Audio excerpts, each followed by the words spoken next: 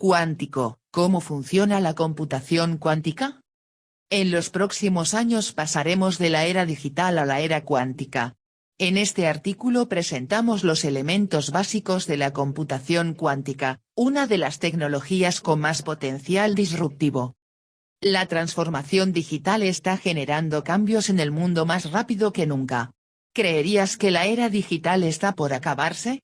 Ya se ha señalado la alfabetización digital como un área donde el conocimiento abierto y las oportunidades accesibles para aprender sobre la tecnología son urgentes para abordar las brechas en el desarrollo social y económico. Aprender de los conceptos claves de la era digital se volverá aún más crítico ante la inminente llegada de otra nueva ola tecnológica capaz de transformar los modelos existentes con una velocidad y potencia asombrosa, las tecnologías cuánticas. En este artículo, comparamos los conceptos básicos de la computación tradicional y la computación cuántica, y también comenzamos a explorar su aplicación en otras áreas relacionadas. ¿Qué son las tecnologías cuánticas? A lo largo de la historia, el ser humano ha ido desarrollando tecnología a medida que ha ido entendiendo el funcionamiento de la naturaleza a través de la ciencia. Entre los años 1900 y 1930, el estudio de algunos fenómenos físicos que aún no estaban bien entendidos dio lugar a una nueva teoría física, la mecánica cuántica.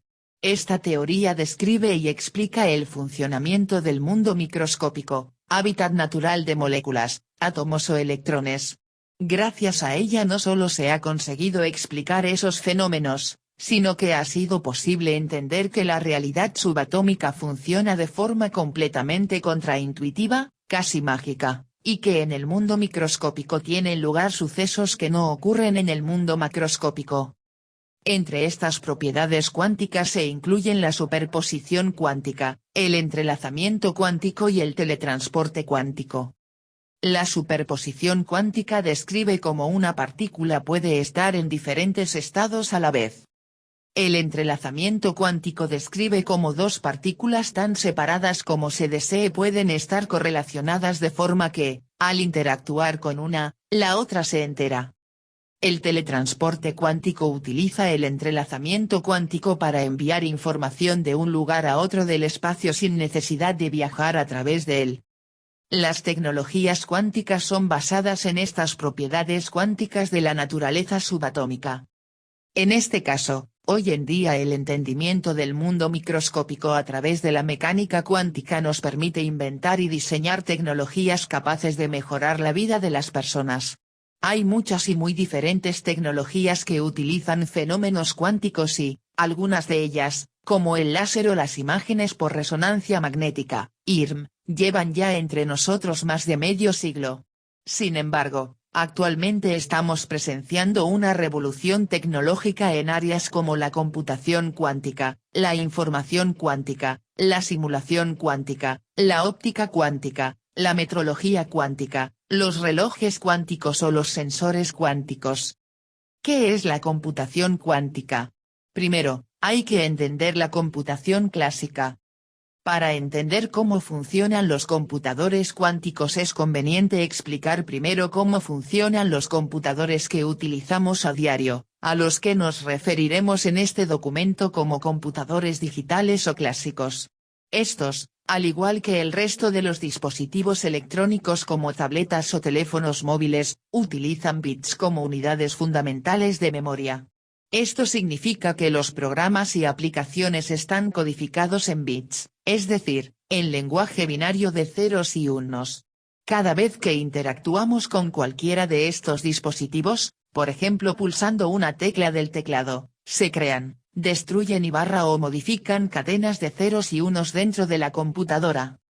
La pregunta interesante es, ¿qué son físicamente estos ceros y unos dentro de la computadora? Los estados 0 y 1 de los bits se corresponden con corriente eléctrica que circula, o no, a través de unas piezas microscópicas denominadas transistores, que actúan como interruptores.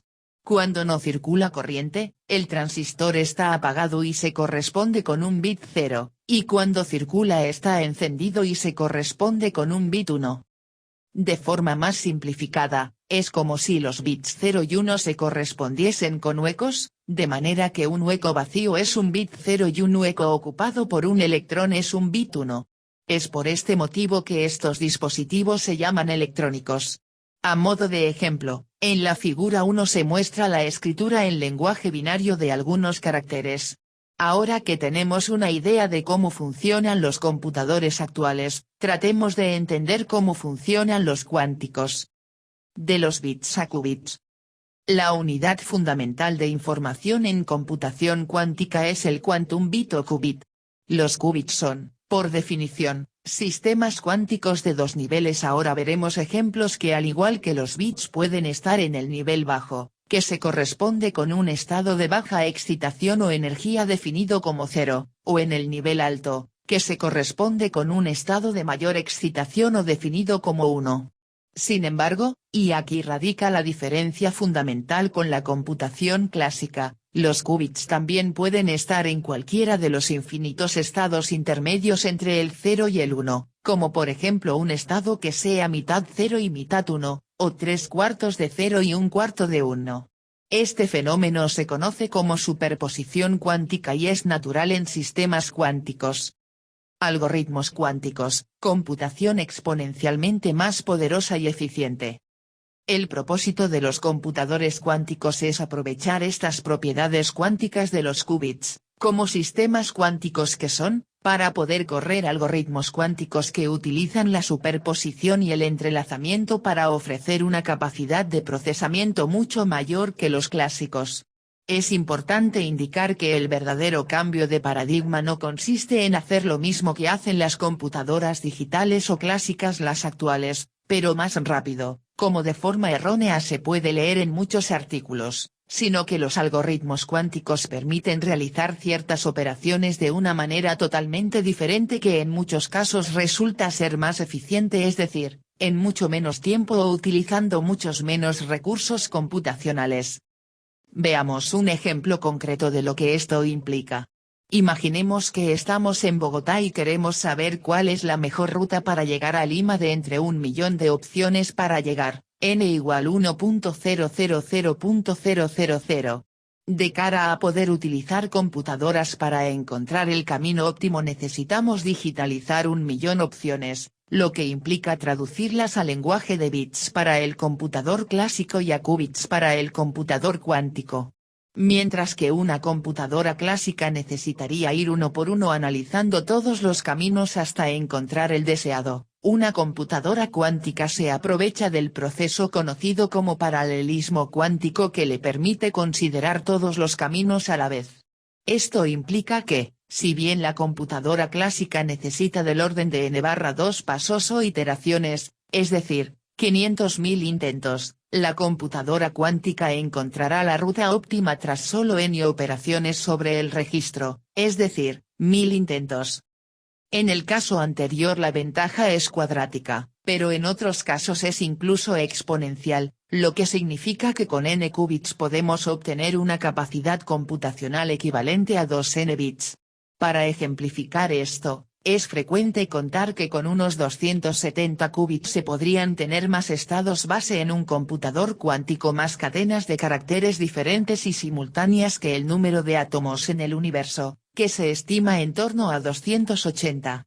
Otro ejemplo, es que se estima que con un computador cuántico de entre 2000 y 2500 qubits se podría romper prácticamente toda la criptografía utilizada hoy en día, la conocida como criptografía de clave pública. ¿Por qué es importante saber sobre la tecnología cuántica? Estamos en un momento de transformación digital en el que distintas tecnologías emergentes como blockchain, inteligencia artificial, drones, Internet de las cosas, realidad virtual, 5G, impresoras 3D, robots o vehículos autónomos tienen cada vez más presencia en múltiples ámbitos y sectores. Estas tecnologías, llamadas a mejorar la calidad de vida del ser humano acelerando el desarrollo y generando impacto social, avanzan hoy en día de manera paralela. Solo en contadas ocasiones vemos compañías desarrollando productos que exploten combinaciones de dos o más de estas tecnologías, como blockchain y drones e inteligencia artificial.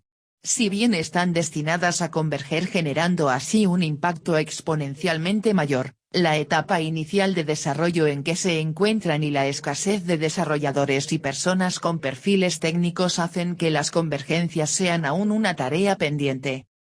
De las tecnologías cuánticas, por su potencial disruptivo, se espera que no solo converjan con todas estas nuevas tecnologías, sino que tengan una influencia transversal en prácticamente la totalidad de ellas. La computación cuántica amenazará la autenticación, intercambio y almacenamiento seguro de datos, teniendo un impacto mayor en aquellas tecnologías en las que la criptografía tiene un rol más relevante, como ciberseguridad o blockchain, y un impacto negativo menor pero también a considerar en tecnologías como 5G, y otros drones. Próximamente en abierto al público destacaremos algunos ejemplos concretos de cómo la aplicación de las tecnologías cuánticas está siendo disruptiva en varios sectores y cómo el conocimiento abierto nos aporta en la preparación para estas disrupciones. Mientras tanto, les invitamos a aprender en profundidad sobre el tema a través de la publicación Tecnologías Cuánticas, una oportunidad transversal e interdisciplinar para la transformación digital y el impacto social. En los últimos años, algunas grandes empresas de tecnología como IBM, Microsoft, Intel o Google están trabajando en relativo silencio sobre algo que suena muy bien, la computación cuántica. El principal problema de esto, al menos para nosotros, es que es complicado saber qué es exactamente y para qué puede ser útil. Hay algunas preguntas que se pueden resolver fácilmente. Por ejemplo, la computación cuántica no va a servir de momento para que tengas más FPS en tu tarjeta gráfica. Tampoco será todo tan fácil como cambiar la CPU de tu ordenador por una cuántica para que se vuelva hiperrápido. La computación cuántica es fundamentalmente distinta a la computación a la que estamos acostumbrados, y en este artículo vamos a tratar de arrojar algo de luz sobre el asunto. ¿Cuál es el origen de la computación cuántica?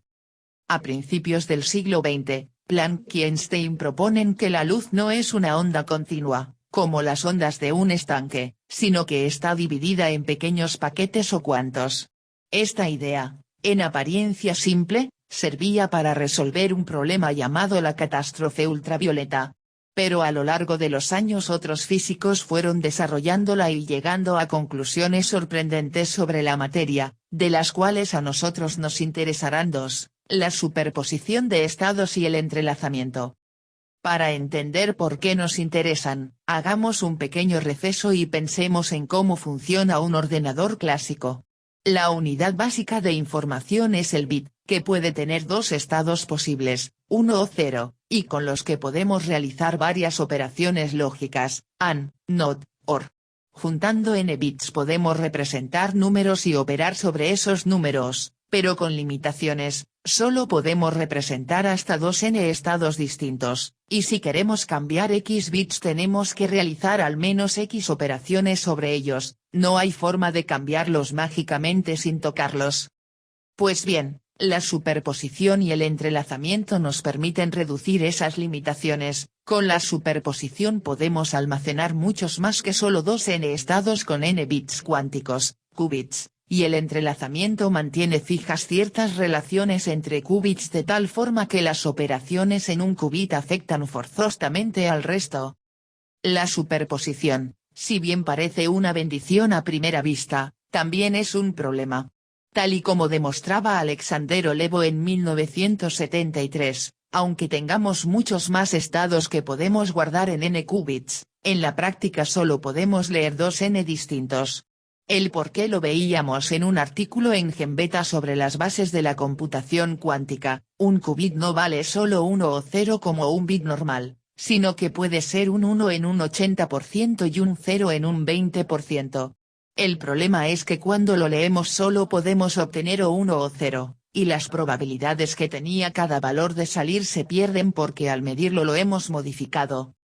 Esa discrepancia entre la información que guardan los qubits y la que podemos leer nosotros llevaba a Benioff y a Feynman a demostrar que un ordenador clásico no sería capaz de simular un sistema cuántico sin una cantidad desproporcionada de recursos, y a proponer modelos para un ordenador cuántico que sí fuese capaz de hacer esa simulación.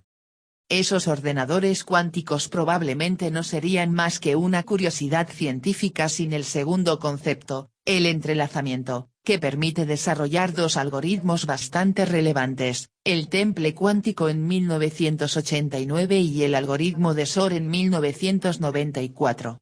El primero permite encontrar valores mínimos de funciones, que así dicho no suena muy interesante pero tiene aplicaciones en inteligencia artificial y aprendizaje automático, tal y como comentamos en otro artículo.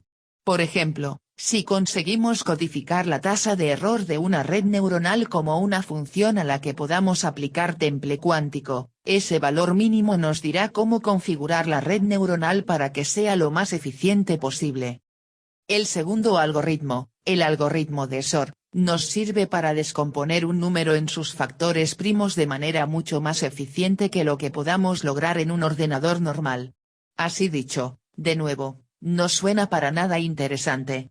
Pero si os digo que SA, uno de los algoritmos más usados para proteger y cifrar datos en Internet, se basa en que factorizar números es exponencialmente lento, añadir un bit a la clave implica doblar el tiempo que se tarda en hacer un ataque por fuerza bruta, entonces la cosa cambia. Un ordenador cuántico con suficientes qubits dejaría completamente obsoletos muchos sistemas de cifrado. ¿Qué se ha conseguido hasta el momento con la computación cuántica? Hasta ahora, la computación cuántica es un campo que no se ha aplicado mucho en el mundo real. Para que nos hagamos una idea, con los 20 qubits del ordenador cuántico comercial que anunciaba IBM, podríamos aplicar el algoritmo de factorización de Shor solo a números menores que 1.048.576, que como os podéis imaginar no es muy impresionante. Aún así, el campo tiene una evolución prometedora. En 1998 se presentó el primer ordenador cuántico, solo 2 qubits, y necesitaba una máquina de resonancia magnética nuclear para resolver un problema de juguete, el llamado problema de Deutsch-Hodgson. En 2001 se ejecutó por primera vez el algoritmo de Shor. Solo 6 años más tarde, en 2007, Dewey presentaba su primer ordenador capaz de ejecutar el temple cuántico con 16 qubits. Este año, la misma compañía anunciaba un ordenador de temple cuántico de 2000 qubits. Por otra parte, los nuevos computadores de IBM, aunque con menos qubits, son capaces de implementar algoritmos genéricos y no solo el del temple cuántico. En resumidas cuentas, parece que el empuje es fuerte y que la computación cuántica cada vez será más aplicable a problemas reales. ¿Cuáles pueden ser esas aplicaciones? Como comentábamos antes, el algoritmo del temple cuántico es muy apropiado para problemas de aprendizaje automático, lo cual hace de los ordenadores que lo implementen sean extremadamente útiles, aunque lo único que puedan hacer sea ejecutar ese único algoritmo. Si se pueden desarrollar sistemas que, por ejemplo, sean capaces de transcribir conversaciones o identificar objetos en imágenes y se puedan traducir para entrenarlos en ordenadores cuánticos, los resultados podrían ser órdenes de magnitud mejores que los ya existentes. El mismo algoritmo también se podría usar para encontrar soluciones a problemas en medicina o química, como encontrar los métodos óptimos de tratamiento para un paciente o estudiar las posibles estructuras de moléculas complejas. Los ordenadores cuánticos genéricos, que aunque ahora mismo disponen de menos qubits, sí podrían ejecutar más algoritmos. Por ejemplo, podrían usarse para romper gran parte de la criptografía usada ahora mismo como comentábamos antes, lo cual explica por qué la NASA quería tener un ordenador cuántico. También servirían como buscadores superrápidos si se consigue implementar el algoritmo de búsqueda de Grover, y para la física y química pueden ser muy útiles como simuladores eficientes de sistemas cuánticos.